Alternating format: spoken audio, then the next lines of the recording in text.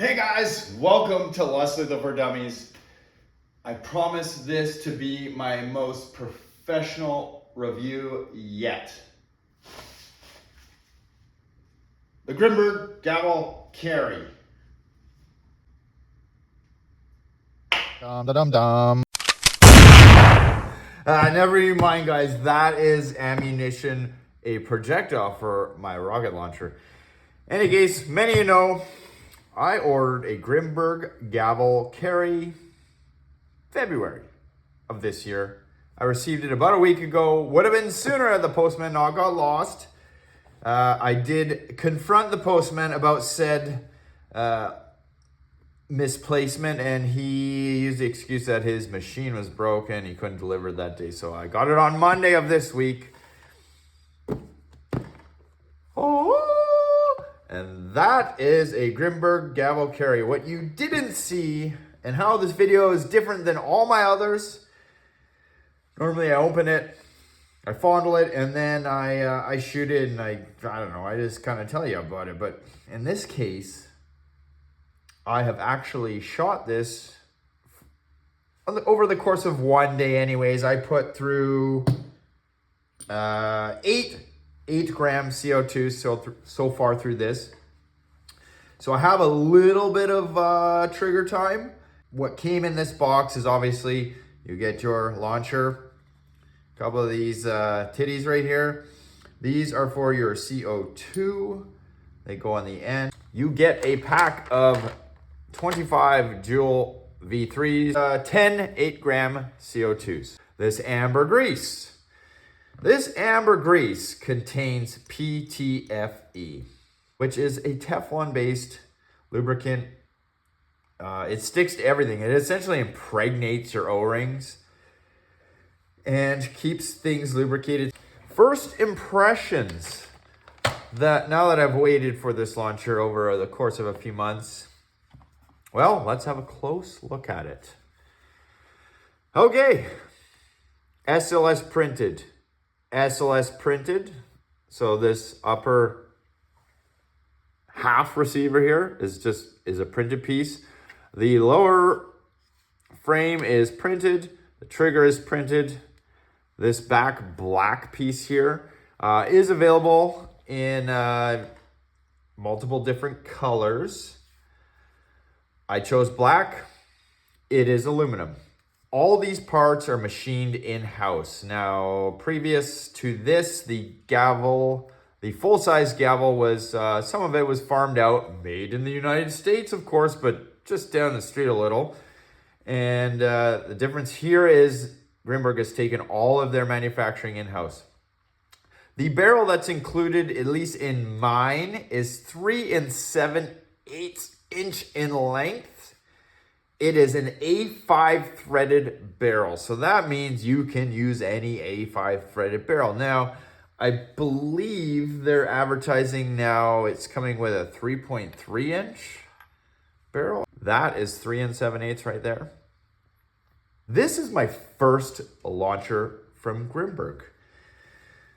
They had the original gavel. You know, prior to that, they sold a lot of launchers that they built off of other platforms. I never bit. This is my first. I am not a fan of printed products, but a few years back, I bought a Grimburg. When they first bought their SLS printer, they were printing these comps for the FSC.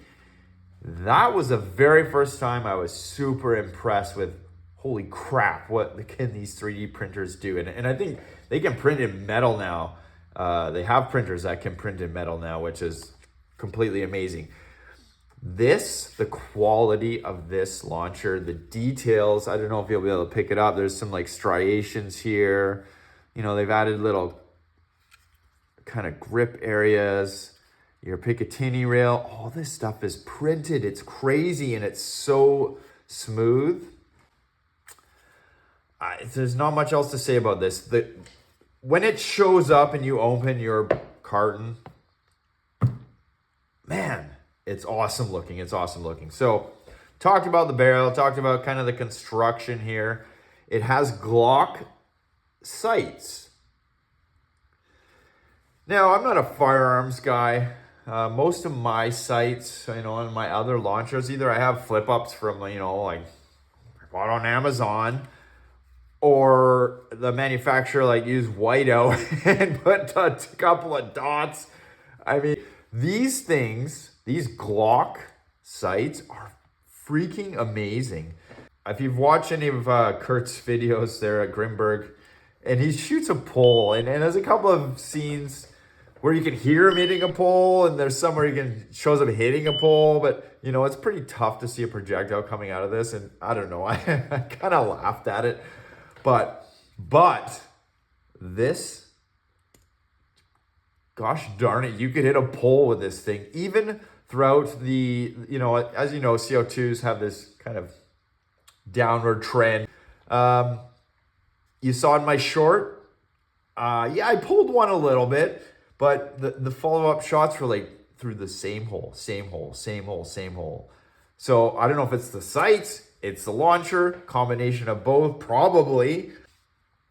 It holds 5 shots. You load them through this toolless grip right here. So you can see I'm unwinding it. I like to stick my finger in. I kind of get it started like this. And once you get it unwinding, I keep my hand on it here and I just untwist it. Off comes the toolless cap. You're spraying your follower. You put your 5 rounds inside here, put it back in. Kind of get it started. And once it's going, once you grab a couple of threads, you just wind this in like that.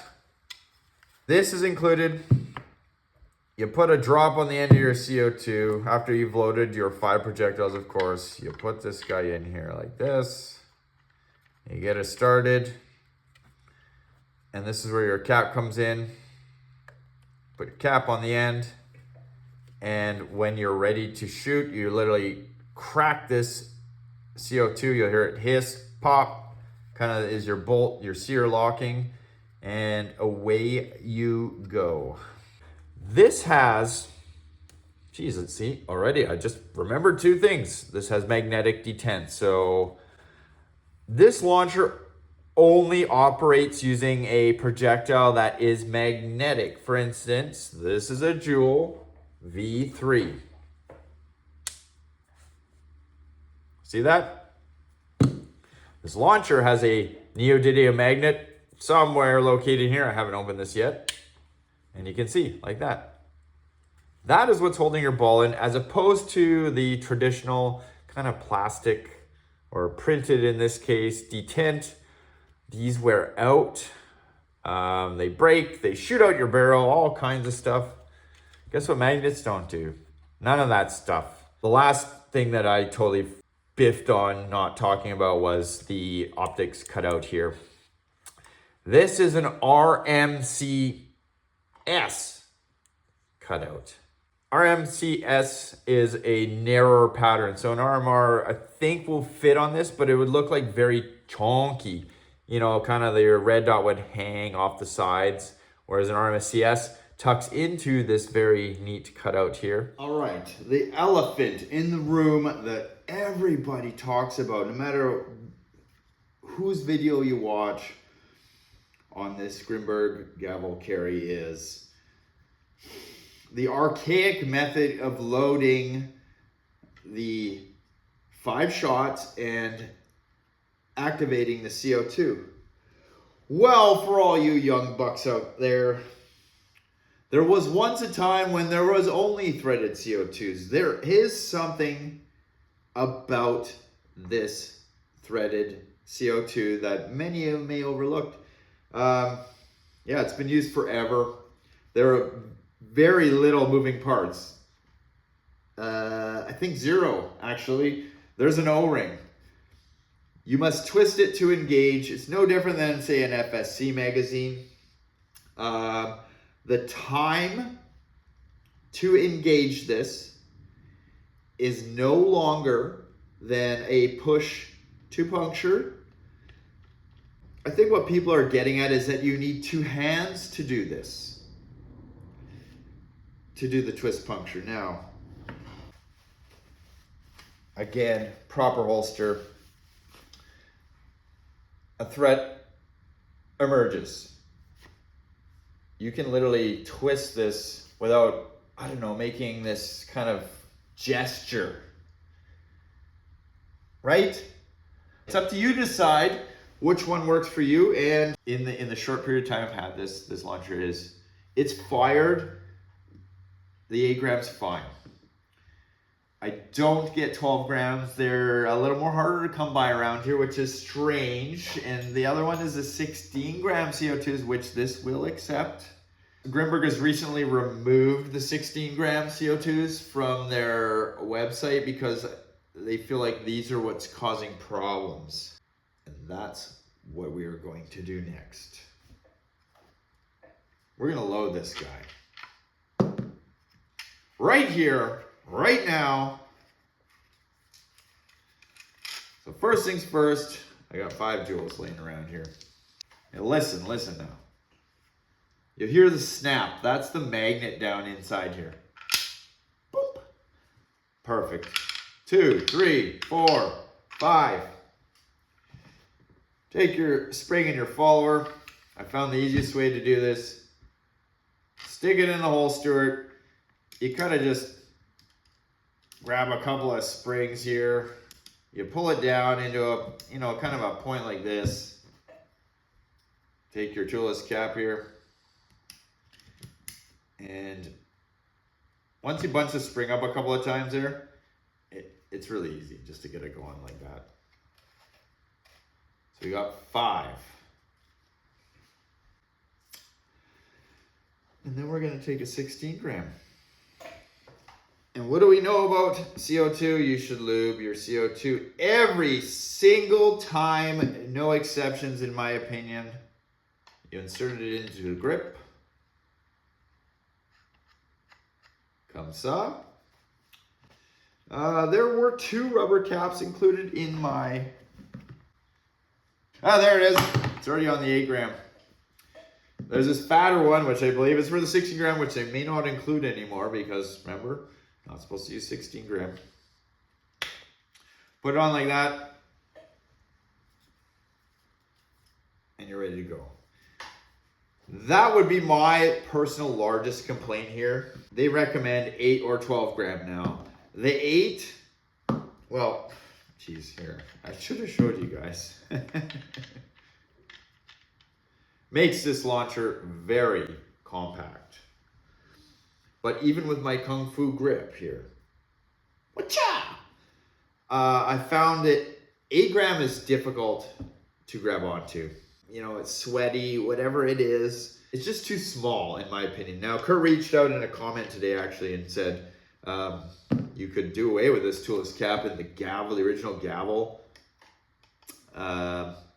mag cap could work in here, but then you need an Allen key. But that's how much kind of 8 gram would expose. Much more to grab onto, right? So that is my complaint.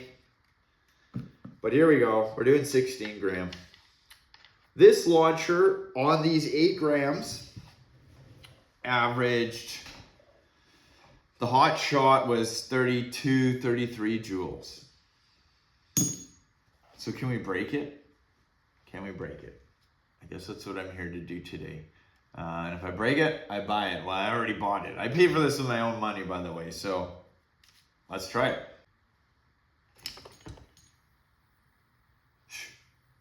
It didn't even hiss.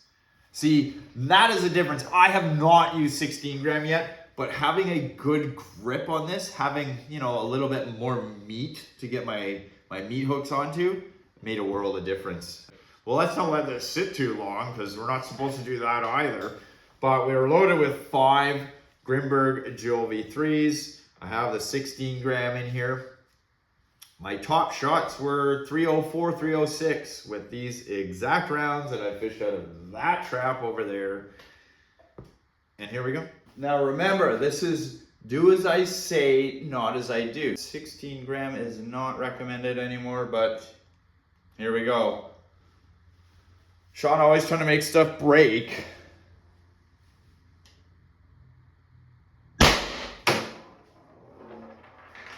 312. That is my best shot yet.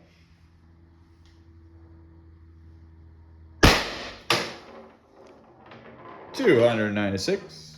That is shot number 2. 282. Shot number 3.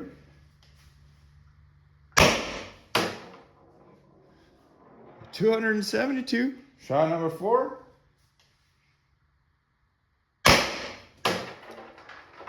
258. That is all 5 fingers.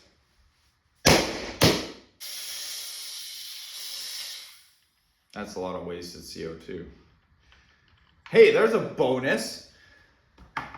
If you switch to the toolless cap and you, never mind. You know what I'm saying though, right? You could actually reload more shots.